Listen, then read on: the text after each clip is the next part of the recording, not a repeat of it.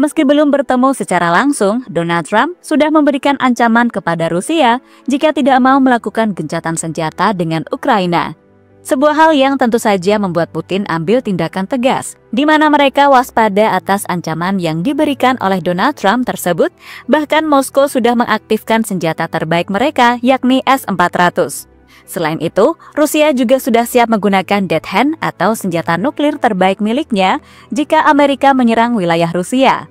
Bahkan negara-negara sekutu seperti Iran dan Cina juga tak akan tinggal diam. Mereka siap mendukung kemenangan Rusia atas Amerika.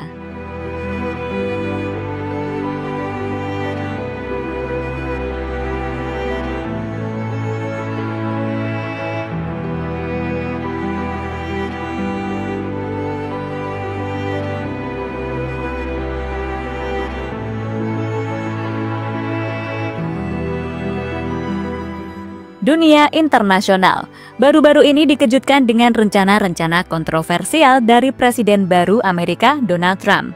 Sejak dilantik pada 25 Januari 2025 yang menandai masa jabatan keduanya sebagai Presiden AS, Trump telah mengeluarkan sejumlah kebijakan kontroversial, termasuk rencana untuk menguasai berbagai tempat di dunia, termasuk Greenland, di mana AS ingin membelinya dari Denmark, menguasai terusan Panama yang Trump tuduh dikuasai Cina, menguasai Kanada dengan meminta negara itu masuk sebagai negara bagian Amerika, dan yang terbaru menguasai jalur Gaza. Trump mengatakan bahwa Gaza sudah tidak layak huni, tempat itu sudah seperti neraka. Dan ia nggak ingin bersikap manis, sehingga dirinya belak-belakan untuk menyebut bahwa Gaza harus dibersihkan dan AS akan mengambil tanggung jawab tersebut, membangun kembali kota Gaza.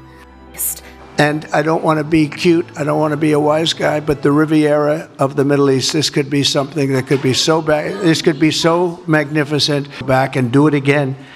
The U.S. will take over the Gaza Strip, and we will do a job with it too. We'll own it and be responsible for dismantling all of the dangerous unexploded bombs and other weapons on the site, level the site and get rid of the destroyed buildings, level it out, create an economic development that will supply unlimited numbers of jobs and housing for the people of the area. Tak sampai di situ saja, Trump juga selalu ikut campur atas ketegangan yang terjadi seperti di Timur Tengah antara Iran dan Israel. Lalu di Eropa, antara Rusia dan Ukraina. Bahkan baru-baru ini, Trump dan Putin akan segera melakukan pertemuan untuk mencapai kesepakatan menghentikan perang yang terjadi selama 2 tahun terakhir. Tapi yang jadi perhatian saat ini, serta menjadi pertanyaan semua orang, bagaimana kalau mereka tak mencapai kesepakatan yang diinginkan dan justru menjadi bumerang bagi Amerika sendiri?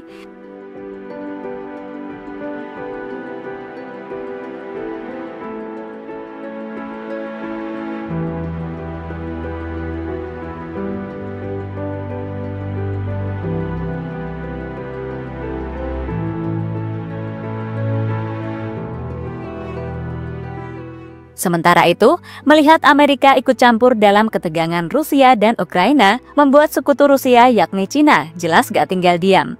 Mereka bahkan siap membantu Rusia jika benar-benar dibutuhkan. Dan salah satu senjata Cina yang cukup mencuri perhatian adalah bom hidrogen non-nuklir yang menciptakan bola api berkelanjutan, jauh mengungguli bahan peledak tradisional. Perangkat seberat 2 kg ini menghasilkan bola api dengan suhu lebih dari 1000 derajat Celcius dan bertahan selama lebih dari 2 detik atau sekitar 15 kali lebih lama dibandingkan ledakan bahan peledak konvensional seperti TNT. Uniknya, teknologi ini tidak menggunakan elemen radioaktif atau bahan nuklir apapun. Bom tersebut dikembangkan oleh Institut Riset 705 yang berada di bawah China State Shipbuilding Corporation atau CSSC. Salah satu lembaga utama dalam pengembangan sistem persenjataan bawah laut di Tiongkok.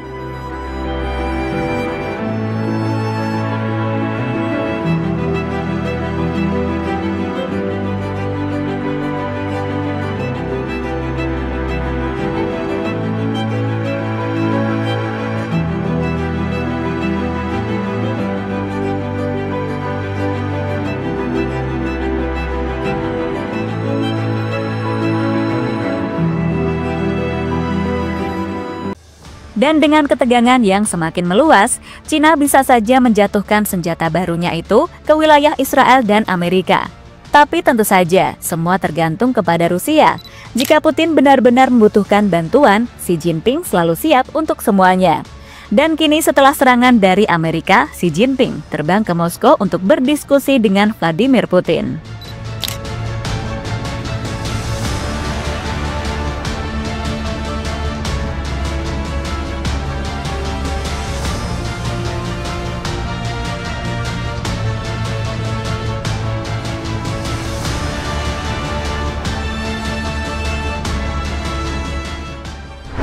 Selain Cina, Iran kemungkinan bakal kembali mengerahkan serangan sporadis melalui kekuatan proksi mereka di Timur Tengah, melalui Hizbullah di Lebanon hingga Houthi di Yaman. Hizbullah disebut-sebut akan ikut menggempur Israel dari Lebanon, sedangkan Houthi kemungkinan meluncurkan rudal juga dari Yaman ke Israel. Proksi lainnya adalah milisi Syiah dari Irak dan Hamas dari Gaza yang diprediksi terlibat untuk merepotkan Israel. Sejauh ini, para proksi Iran tersebut mampu ditangkis Israel. Sementara itu, Rusia dan Cina secara resmi mengingatkan AS untuk tidak terlibat langsung menyerang Iran. Dua negara itu memang tidak akan turun tangan langsung setelah Iran diserang AS dan memilih jalan diplomatik. Namun, Rusia dan Cina kemungkinan akan mengirimkan bantuan militer ke Iran secara diam-diam. Bantuan tersebut bisa berupa persenjataan dan logistik perang lainnya.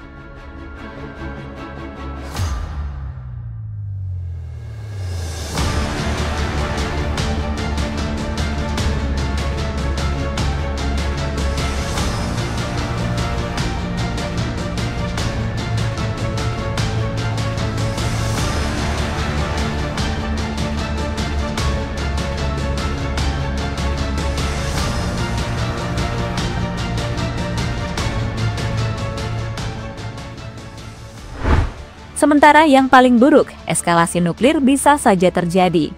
Terutama setelah serangan drone besar-besaran Ukraina yang menghancurkan lebih dari 40 pesawat tempur strategi Rusia, Presiden Vladimir Putin dilaporkan menggelar rapat darurat dengan para petinggi militer dan keamanan nasional Rusia. Meskipun detail resmi dari pertemuan tersebut tidak dipublikasikan secara luas, media-media Rusia mulai menggambarkan serangan ini sebagai provokasi besar yang dapat membenarkan respon militer yang lebih keras. Putin bahkan dilaporkan bisa saja menggunakan senjata nuklir untuk menanggapi eskalasi yang makin besar.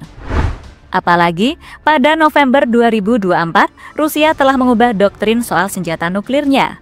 Doktrin baru tersebut memungkinkan penggunaan senjata nuklir tidak hanya sebagai respon terhadap serangan nuklir, tetapi juga terhadap serangan konvensional yang dianggap mengancam kedaulatan atau integritas wilayah Rusia. Selain itu, doktrin ini menyatakan bahwa agresi oleh negara non-nuklir yang didukung oleh kekuatan nuklir, seperti anggota NATO, dapat dianggap sebagai serangan bersama yang membenarkan penggunaan senjata nuklir. Sebagai info, bicara soal senjata pemusnah massal nuklir, Rusia adalah negara dengan kekuatan nuklir terbesar di dunia, dengan jumlah nuklir yang jauh lebih banyak dari Amerika sekalipun.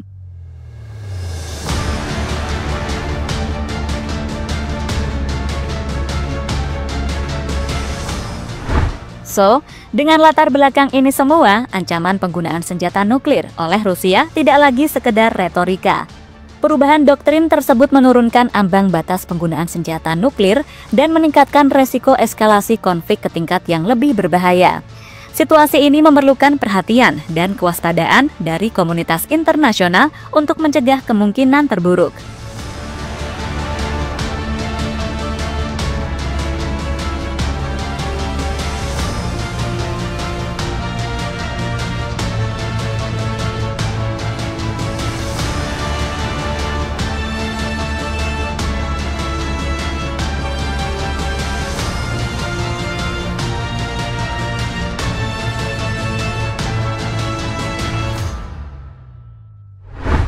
Dan terlepas dari apapun, pada akhirnya Trump mungkin mengancam, Amerika mungkin menekan, tapi dunia hari ini sudah berbeda. Jika dulu, satu ancaman Washington bisa menghentikan pasokan, membekukan aset, dan melumpuhkan negara, hari ini ancaman itu dibalas dengan senyuman, diskon, dan jalur dagang baru. Amerika boleh mengancam, tapi ingat Rusia masih punya Cina dan Iran yang siap memberikan bantuan sepenuhnya sampai mereka memenangkan pertempuran. Apalagi Cina dan Rusia sudah kayak bestie yang tak bisa dipisahkan.